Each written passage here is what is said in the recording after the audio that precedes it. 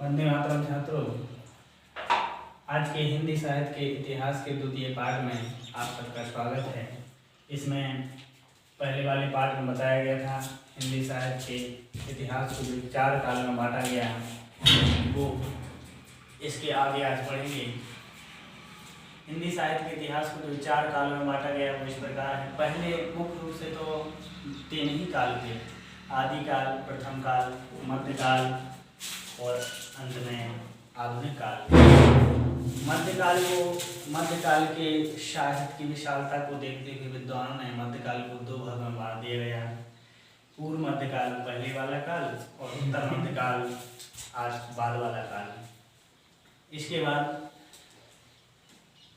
पूर्व मध्यकाल के भी 2 भाग हुए, निर्गुण भक्ति शाखा और सगुण भक्ति शाखा।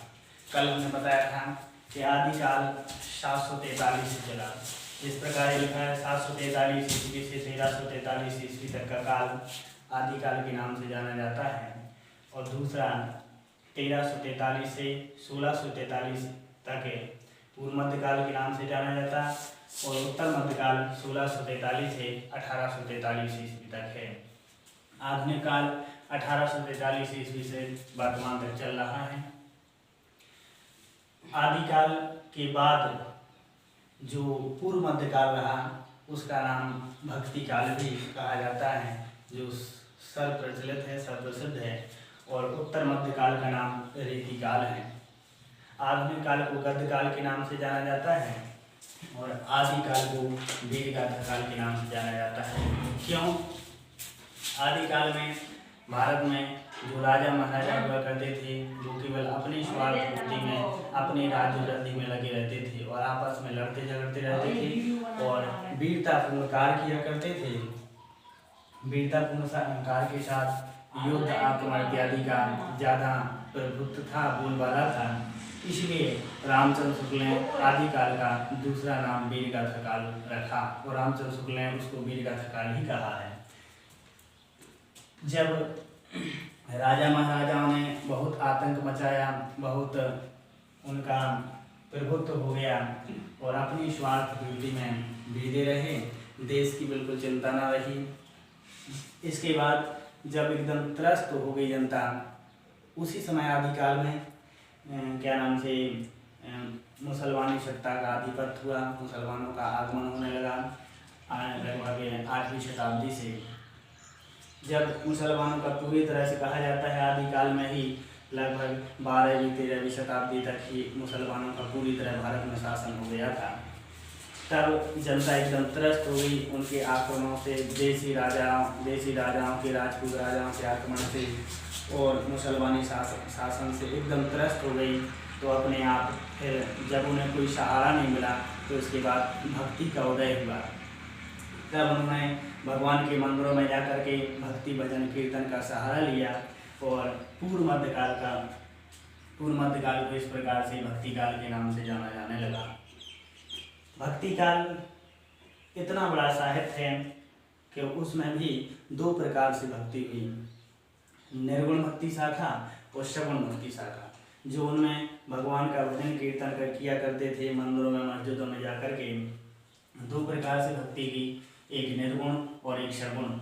निर्गुण भक्ति शाखा अर्थात निराकार परब्रह्म की उपासना की। जिन संत कवियों ने, जिन भक्तों ने ऐसे भगवान को माना जो निराकार है, निर्गुण है, रूप रंग आकार कोई नहीं है, ऐसे भगवान की भक्ति की, तो वो निर्गुण भक्ति शाखा की कवि कहलाए। और उन कवियों में, उन संत कवियों में मुख्य रूप से कबीरदास का नाम आता है। इसके बाद दूसरी शाखा सगुण भक्ति है। निर्गुण के बाद दूसरी शाखा सगुण भक्ति है, और सगुण भक्ति में ऐसे संत आए जिन्होंने ऐसे भगवान की उपासना की, ऐसे ईश्वर को माना जो सगुण रूप से है, उसका आकार, रूप, रंग, आकार, प्रकार वर्णित है, बताया गया है, जो अवतार लेता है भगवान के रूप में, इस प्रकार से माना गया। तो दूसरी शाखा निर्गुण भक्ति है। निर्गुण भक्ति के बाद सगुण भक्ति है। पहली निर्गुण भक्ति शाखा के मुख्य बहुत सारे कवि हैं, लेकिन मुख्य कवियों में कबीरदास जी हैं। दूसरे सगुण भक्ति के वैसे बहुत सारे कवि हैं, लेकिन उनमें मुख्य रूप से तुलसीदास का नाम आता है। अब निर्गुण भक्ति जो निराकार निर्गुण परब्रह्म को माना करते थे, उनमें भी जो है 2 प्रकार से निराकार निर्गुण ब्रह्म की उपासना हुई। कुछ लोग भगवान को प्राप्ति करने का मार्ग, भगवान को प्राप्ति का मार्ग ज्ञान के माध्यम से बताते थे। कुछ लोग कहते कि भगवान को प्राप्त कर सकते हैं ज्ञान के द्वारा, और कुछ लोग प्रेम को महत्व देते थे कि भगवान की प्राप्ति का उपाय प्रेम है। इसके बाद ज्ञान मार्गी और प्रेम मार्गी और दूसरी प्रेमाश्रयी। अच्छा, ज्ञानाश्रयी और प्रेमाश्रयी में क्या नाम से ज्ञानाश्रयी के मुख्य कवि कबीरदास और प्रेमाश्रयी के मलिक मोहम्मद जायसी जी हैं। ज्ञान मार्गी शाखा को बहुत सारे लोगों ने माना, कबीरदास, रैदास ऐसे इत्यादि बहुत सारे कवि हूँ। उन कवियों में कबीरदास का नाम मुख्य रूप से आता है। इन सबका मानना है कि भगवान को ज्ञान के माध्यम से प्राप्त किया जा सकता है, और दूसरे प्रेम को महत्व देते थे। इन सब कवियों का मानना था कि भगवान को प्राप्त प्रेम के माध्यम से किया जा सकता है। इसके बाद दूसरी सगुण भक्ति के भी 2 भाग हुए, राम भक्ति शाखा और कृष्ण भक्ति शाखा। राम भक्ति में सगुण ब्रह्म जो ऐसे भगवान को माना करते थे, जो रूप रंग आकार प्रकार वाले हैं, जो अवतारी पुरुष हैं, ऐसे महापुरुषों को माना करते थे। इनकी उपासना करने वाले मुख्य कवियों में, संत कवियों में महाकवि तुलसीदास का नाम आता है। और तुलसीदास फिर इसके बाद सगुण भक्ति के भी 2 भाग हुए, राम भक्ति और कृष्ण भक्ति। राम भक्ति शाखा में जिन सगुण भक्ति शाखा के उन कवियों में जो कवि राम भगवान की उपासना किया करते थे, अपना आराध्य देवता भगवान श्री राम को माना करते थे, उनमें उन सब कवियों को राम भक्ति शाखा के कवि के नाम से जाना जाता है, और उन कवियों में मुख्य रूप से तुलसीदास का नाम आता है। दूसरे कृष्ण भक्ति शाखा, जिन संत कवियों ने भगवान की प्राप्ति कृष्ण की भक्ति के द्वारा प्राप्त की, कृष्ण को अपना आराध्य देवता माना, उन कवियों में सूरदास मुख्य हैं, और कृष्ण भक्ति शाखा के वो सब कवि कहलाए। अच्छा, ये पूर्व मध्यकाल हो गया। मध्यकाल का जो पहला भाग है पूर्व मध्यकाल, जो 1343 से 1643 ईस्वी तक चला, इस सब का एक बंटवारा कर दिया गया। इतना विशाल साहित्य जानने के लिए सब भाग किए गए। इसके बाद है रीतिकाल। रीतिकाल को आचार्य रामचंद्र शुक्ल ने श्रृंगार काल भी कहा है, कुछ लोग श्रृंगार काल कहते हैं। क्यों? क्योंकि इस समय जब पहले आदिकाल में राजा महाराजाओं का आधिपत्य था, उनका बोलबाला था, बहुत आतंक हो गया था, देसी राजा महाराजा राजपूत राजा शासन किया करते थे, अच्छी तरह से देश में राष्ट्रीयता का अभाव हो गया था, अच्छी तरह से देश की व्यवस्था नहीं चल रही थी, और मुसलमानों का आधिपत्य हो गया था। मुस्लिम शासक बहुत अत्याचार करने लगे, देश में पूरी तरह से शासन कर लिया। देश की मुसलमान जनता और हिंदू जनता दोनों अत्यंत त्रस्त हो गई। जब त्रस्त हो गई तो भक्ति का उदय हुआ। तो मध्यकाल को भक्ति क्या नाम से मध्यकाल का भाग जो पूर्व मध्यकाल है उसको भक्ति काल के नाम से जाना गया, और उसके दौरान मैंने इस प्रकार से बता दिए। फिर भक्ति के बाद दूसरा जो काल रखा उत्तर मध्यकाल। उत्तर मध्यकाल को हम रीति काल के नाम से जानते। अच्छा, एक बात और है, पूर्व मध्यकाल को भक्ति काल भी कहते, और इसको हिंदी साहित्य के इतिहास में बहुत युगों में पूर्व मध्यकाल यानी भक्ति काल को स्वर्ण युग के नाम से भी जाना जाता है। क्यों? इसका कारण ये है कि जब पूरी तरह से भारत में मुसलमानी सत्ता का आधिपत्य था, हिंदू राजा कुछ ऐसे श्रेष्ठ नहीं बचे हुए थे, और पूरी तरह से मुस्लिम क्रूर शासक आतंकित हो गया था।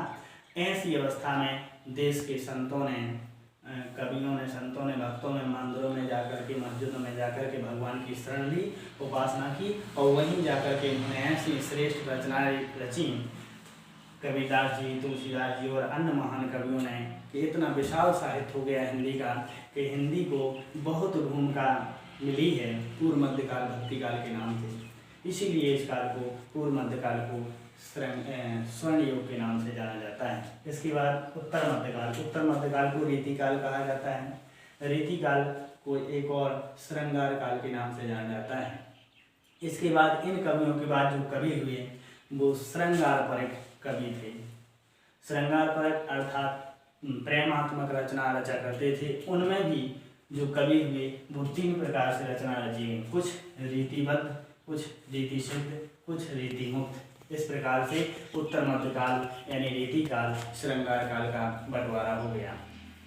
इसके बाद जो हमने 3 काल पढ़े, आदिकाल, पूर्व मध्यकाल और उत्तर मध्यकाल, इस समय का जो साहित्य था वो पूरा साहित्य पद्य में लिखा गया। दुनिया की लगभग सभी भाषाओं में और सभी जगह कहा जाता है कि पूरी तरह पहले पद्यात्मक विकास ही हुआ।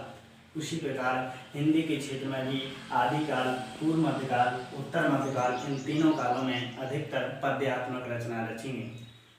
इसके बाद दूसरा काल, सबसे लास्ट वाला काल जो आदिकाल है, इसको हम गद्य काल के नाम से जानते हैं। क्यों?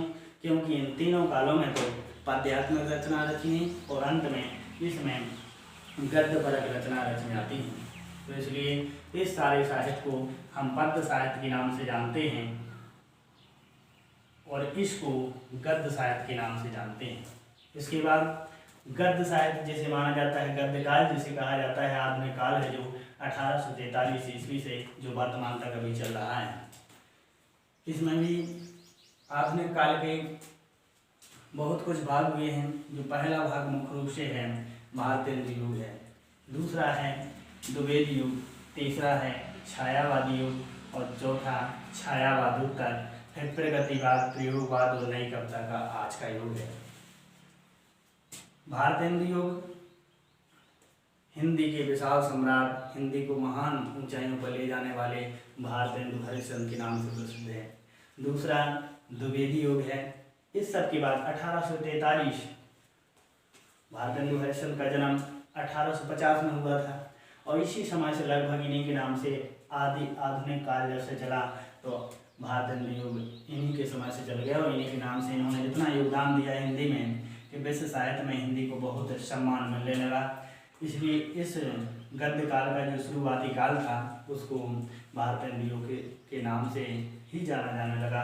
दूसरा द्विवेदी युग है जो महावीर प्रसाद द्विवेदी के नाम से चलता है। तीसरा छायावादी युग है। चौथा छायावादोत्तर यानी छायावादी के बाद का युग छायावादोत्तर है। इसमें जयशंकर प्रसाद और क्या नाम से महादेव वर्मा इत्यादि ऐसे कवि आते हैं। फिर प्रगतिवाद, प्रयोगवाद और आज का नई कविता का युग है।